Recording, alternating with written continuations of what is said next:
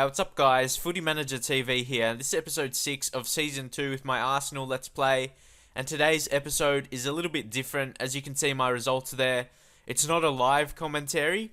And for the reason, the reason for that is because I recorded it in the live commentary, but for whatever reason, the vocal or the voice, the audio didn't record. So yeah, I have to record again, and I did want to show my result in this match against Juventus in the Champions League. In a group stage, playing away. I just want to show a couple players now. Andre Ayew, he's been very dominant, scoring 5 goals in 7 appearances compared to his goal scoring last season. As you can see there, he scored 5 already in just 7 league matches. So he's one who's been a really big improver from last season to this season.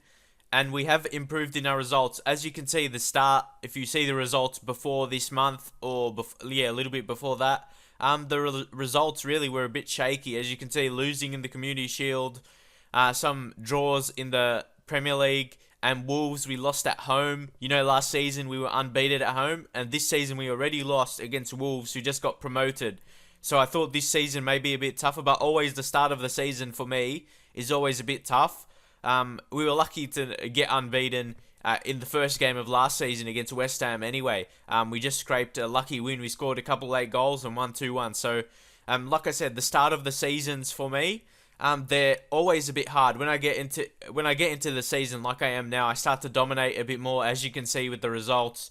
Winning my last 5 matches, which is a very good result, and I want to keep doing that with winning matches in the Champions League and the Premier League also. But we have Juventus next. You know, they're a really strong team, and that makes this group pretty tough. We're having like another solid team that's pretty hard to beat. Juventus, they're like a team you'd face in the knockout round, so that's going to be a tough thing to pass. Juventus, we may lose a match or two because we're playing against them, but other teams in the group, they're definitely teams you should be beating, with Sporting Lisbon and also Celtic as well. We should get wins from there, so we shouldn't worry about not qualifying.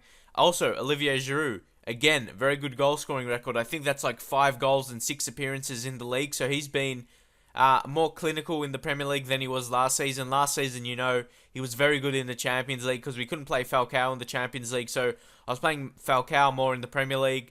And Giroud in the Champions League matches, because Falcao obviously couldn't register for the Champions League because getting him in January, he already played for Atletico Madrid.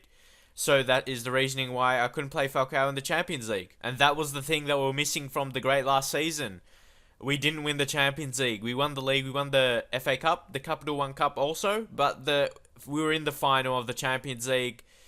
And Barcelona, they bet us in extra time, even when they had a red card, I think it was, if I remember correctly. And yeah, I really thought we could win, especially when they had a red card. But, you know, Barcelona, very strong overall team.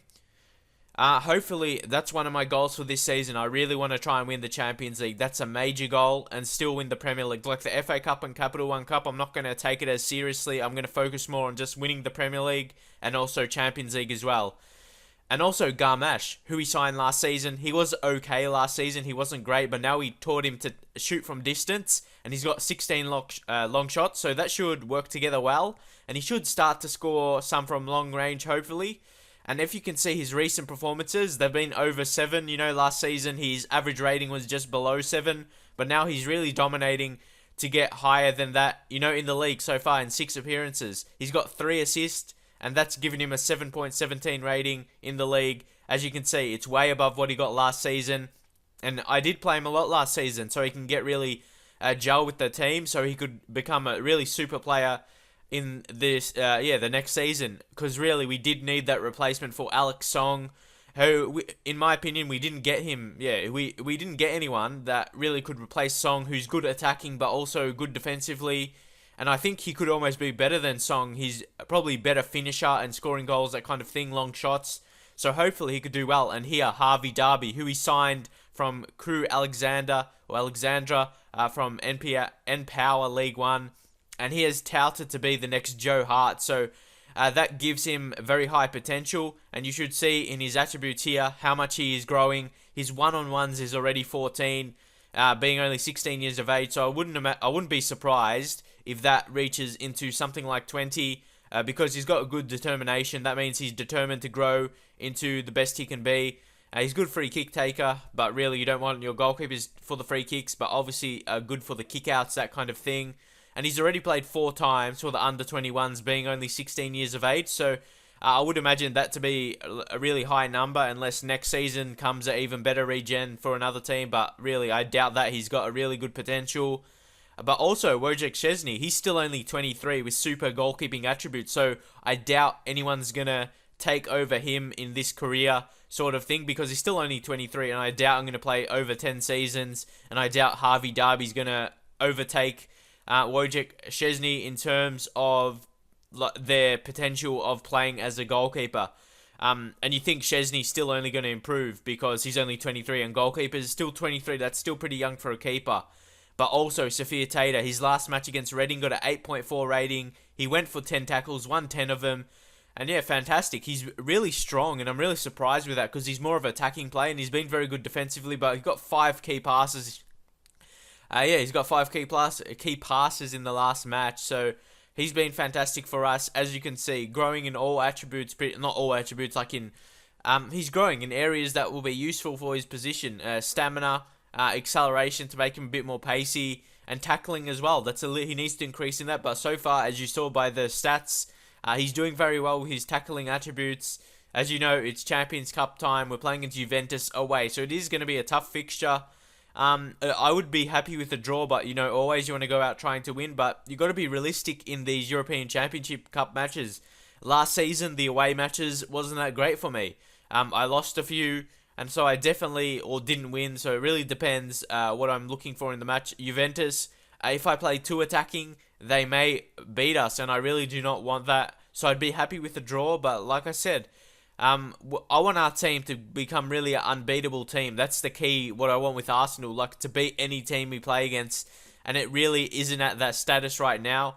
As you know, we lost against Wolves at home, so we're definitely not we haven't reached that capacity right at this minute, so we definitely need to improve. We've got the budget there, but we definitely need to still pay off some players, as you know, with Falcao, over 48 months, and also with some other players we signed this season, like Bernard, definitely a big money signing as well, but he's a definite potential. That he really does have the potential to be the best left winger in the game. But like I said, I do want this team to become into a superpower team, like unbeatable, but we aren't at that status right now. We've got a lot of young players, and they're just going to improve, and they're going to be the players who's going to be in that unbeatable team in the future. But guys like Podolski, Jovino, probably I don't think they're good enough to be in that type, and they're probably going to get sold unless they really prove to me that they are good enough. But Podolski, he's 28 now, so I doubt he's going to be part of that in a couple seasons, so I may look to sell him. But Falcao and Giroud, they're both 27, but I'm going to look to keep them because strikers, you know, it doesn't really matter if they decrease, like once they're like 31 and 30, because they only decrease mostly in their physical attributes and like mostly pace and that kind of thing. And you know, Giroud and Falcao, they're not renowned for their pace. They're renowned as really good finishers and good in the air. And I'm kind of thinking now, my team, it looks a little too big. I really want to get rid of a few players. I did try and get rid of Kieran Gibbs because I really didn't think I needed him.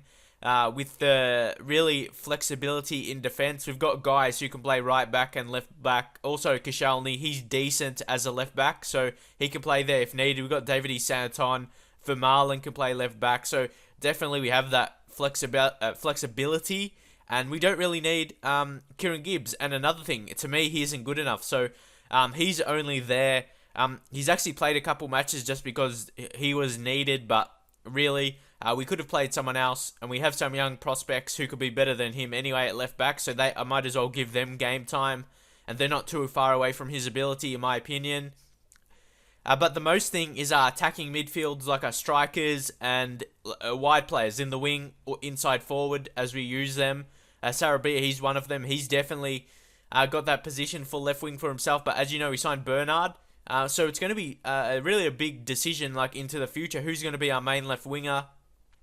Might have to teach one of them to play right wing, but then on the right we've got guys like Alex Oxlade-Chamberlain also. So it's going to be interesting to see what I do. Also, Walcott can play on the right, but he's naturally a striker. So interesting to see what I do with that. As you can see, Bernard,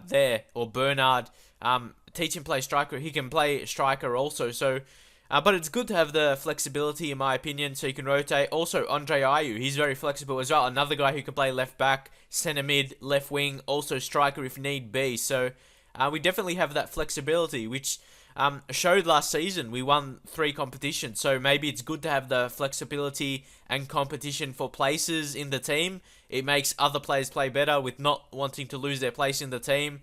And we did, with this season, we continued to make the good signings to put the pressure on other players. We sold Arteta and Diaby out on loan, so we had to get in a couple centre mid. So I did with Safia Tater and Marco Verratti on loan. So we definitely have a big squad, but I don't mind having a big squad. It does put the pressure on players. And Jack Wilshere, as you can see, he's not performing right now, and he's probably, attributes-wise, he's probably our best centre mid. And he can't get into the team because his form isn't that great. And look at there, Alex Oxlade-Chamberlain.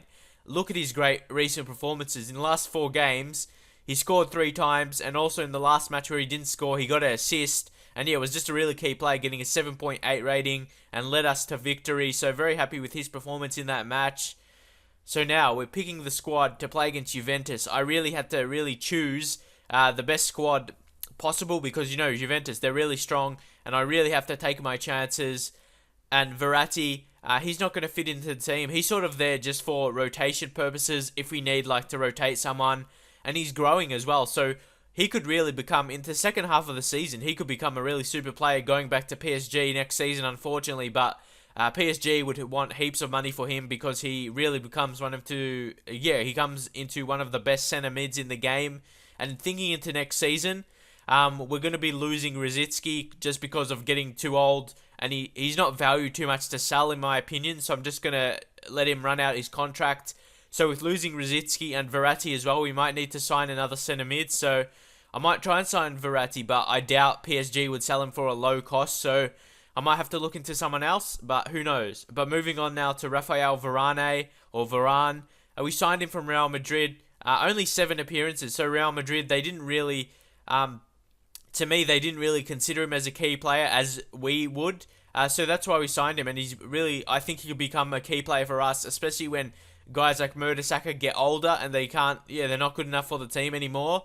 Because when, Mertesacker, he's still only 28 or 27, but when he reaches 31 in 4 seasons, Varane is going to be a 24-year-old. He's going to be in his really peak at 24, 25, and he's going to really put out good performances. Also, Vermaelen as well will be aging at that stage.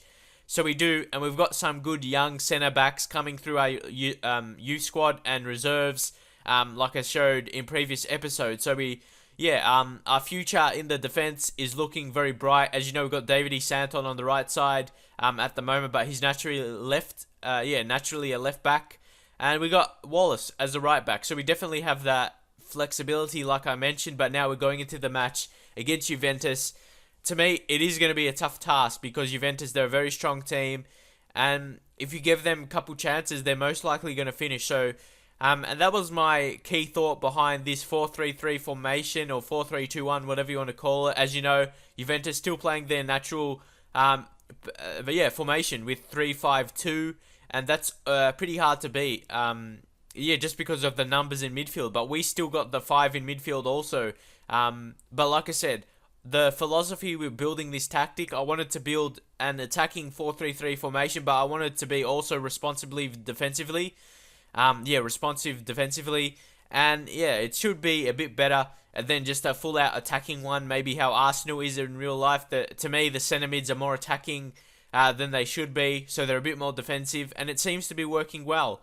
We don't concede too much, and we're doing okay so far, but we've only scored 2 goals, but we've conceded 0. That's a positive. We haven't conceded so far in the Champions League, but we've only scored twice in 2 matches, so that's something that happens occasionally with my tactic. We don't score enough, but sometimes you see I score a lot, so I don't know if it's just the training during the week or something like that, what we focus on, like attacking movement, or if we focus more on defense. I think it's just that sometimes we do well. Just put the hard tackling on Javier Hernandez, who they signed in the off-season from Man United. They got Rooney and Van Persie, so Hernandez really found, and Welbeck as well, it found hard for Hernandez to get as a starting player. So he had to go to a team where he would be considered a starting player. So now we're starting off the match.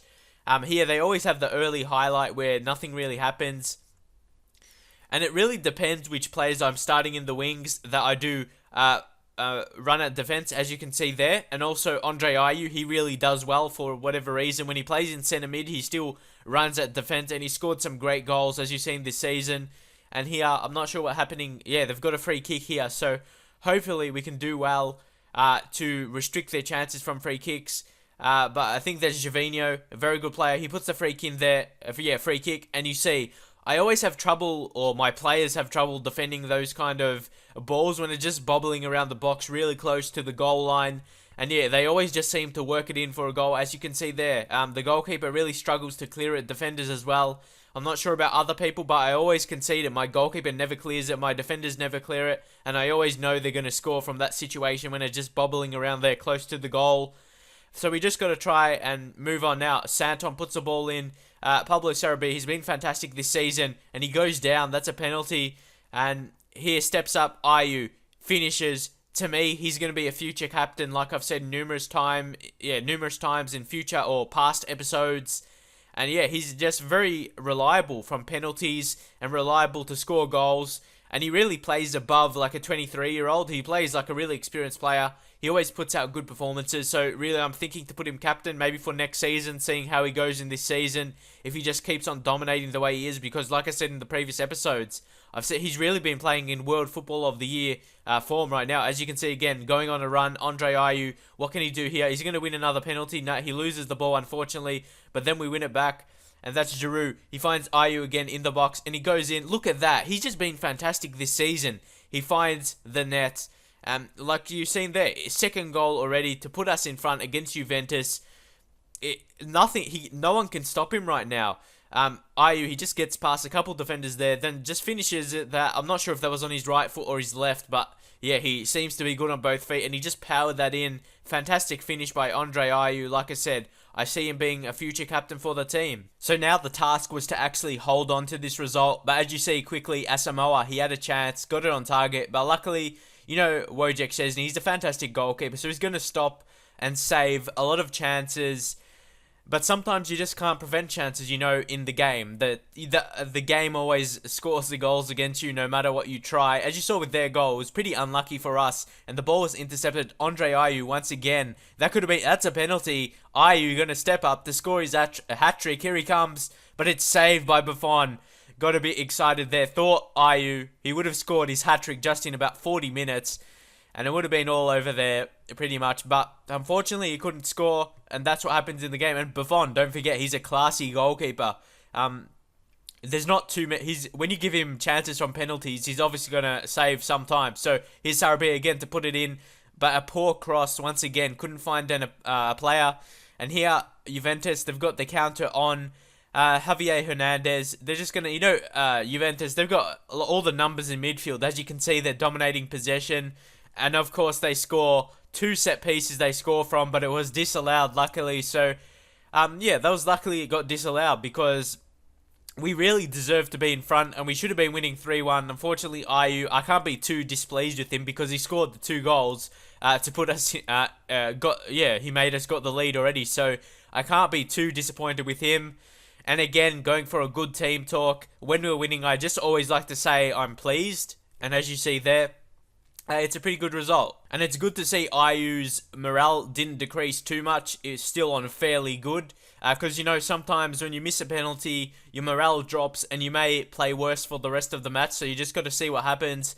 As we start off in the second half here, we're playing Vermaelen at left back to be a bit more... He's a bit more defensive. I need a bit more, a taller, stronger player.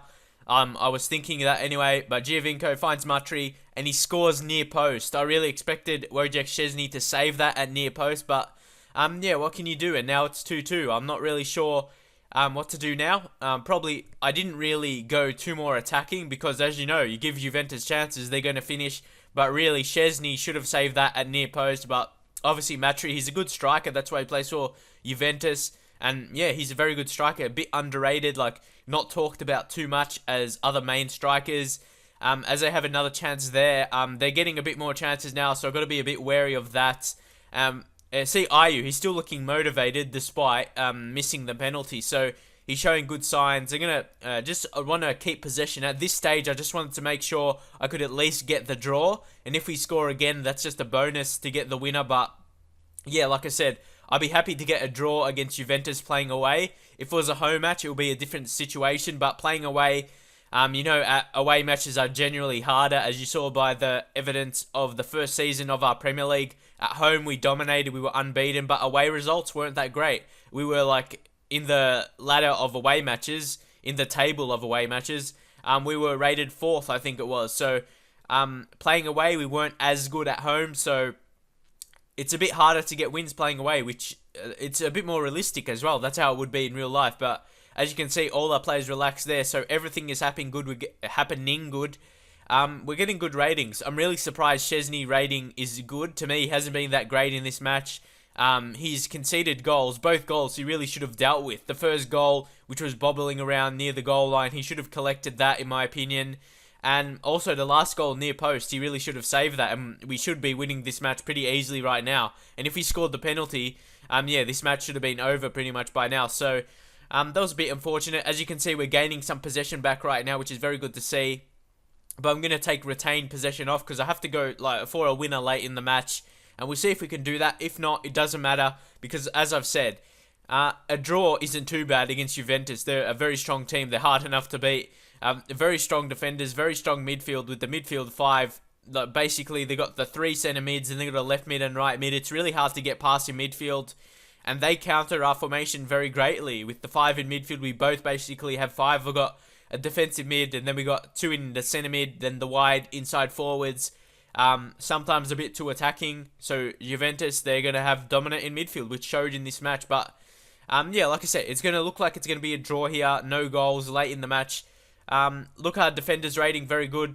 Varane and Mertesacker. We have a late chance here, but as you know, this season they just add that.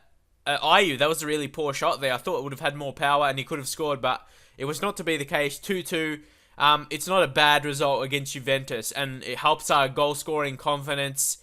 In the Champions Cup, we doubled our goal scoring. We had 2 before this match and we scored 2. So hopefully that gives us confidence going into the other matches against Sporting and Celtic, and we can pick up wins and really for sure our result into going to the next rounds, in the knockout rounds. But look at that. Sporting have conceded 10 goals. So I really expect to win our next match against them. So yeah, hopefully we can get good results. And yeah, Juventus, as you expect, with that dominance in midfield, with that 5 in midfield, and we got 1 defensive mid and 2 centre mids. So that's really only 3 in midfield against 5. So because we have the wingers, like I said, or inside forwards, and you see the results here. Again, Celtic scoring 6 against Sporting. Next Celtic match could be vital. That's why I said this group could be tough with Celtic. They're not a bad team. And then we see our match confidence right here. And also, sorry if I sound a bit different. I'm not sure. I just got a little bit of a cold. So, I'm not sure if I sound slightly different. But, yeah, just got to wait and see for the result of the video. But anyway, 2-2. It says Arsenal hold off Juventus to draw. I think that's a pretty good result, in my opinion. As you can see, we're getting solid confidence from our supporters. We haven't really been dominant yet. Prandelli, I think he's like the Italian manager or something. But anyway, let's move on from that. Getting some scouting updates, all that kind of thing. I just want to show you my result in the Premier League. As you know, we didn't start great, but we've moved on from that to be 2nd in the Premier League. And yeah, we're in a really good position as Manchester United, Chelsea. They're all drop points, apart from really Man City. Man City is going strong, but they've lost 2 matches as well. So we're in a really solid position, and the team in front of us is Tottenham. For me, Tottenham, they either start bad or end good, or start bad or end bad. And the middle of the season, they always like drop points, that kind of thing. So they're never to be like a threat. And look at there, Blackburn is 4th, Everton. So we don't really have dangerous teams around us. So that's a really good sign for us, at least. Liverpool's like around that lower mid-table once again, so that's very disappointing for them. But that's it for this episode. Like I said, it's not a live commentary because I did record it live. Obviously, I did the live commentary, but for whatever reason, the audio didn't record, so I have to do it like this. But if you enjoyed it, leave your comments, that kind of thing. Yeah, I really appreciate if you leave comments, likes, that, and that kind of thing. And I'll see you guys next time with more episodes in my Arsenal Let's Play series.